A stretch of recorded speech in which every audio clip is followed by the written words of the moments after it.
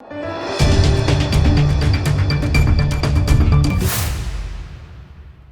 દર્શક મિત્રો, આપ જોઈ રહ્યા છો લોકમૈત્રી ન્યૂઝ. હું છું એન્કર અમિતા પટેલ. હવે જોઈએ અગત્યના સમાચાર. સુપ્રસિદ્ધ યાત્રાધામ પાવાગઢ ખાતે ચૈત્રી નવરાત્રીના પ્રથમ નોરતે મોટી સંખ્યામાં માઈ ભક્તો દર્શન માટે ઉમટ્યા હતા.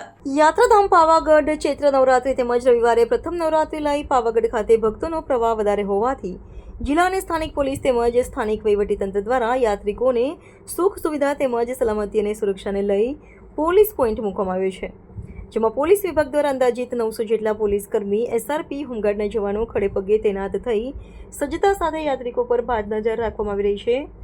મહાકાળી માતાજી મંદિર ટ્રસ્ટના ટ્રસ્ટી સહિત પંચમહાલ જિલ્લા પોલીસ વડા Himanshu Solanki, Halol DYSP Harpalsinh Rathod, Pavagadh PSI RJ Jadeja સહિત પોલીસ કર્મચારીઓ સહિત પાવાગઢ ચાંપાનેરના અગ્રણી મહાનુભાવો અને ગ્રામજનો મોટી સંખ્યામાં ઉપસ્થિત રહ્યા હતા. રિપોર્ટર કિરણ ગોહિલ, લોકમૈત્રી ન્યૂઝ, પંચમહાલ.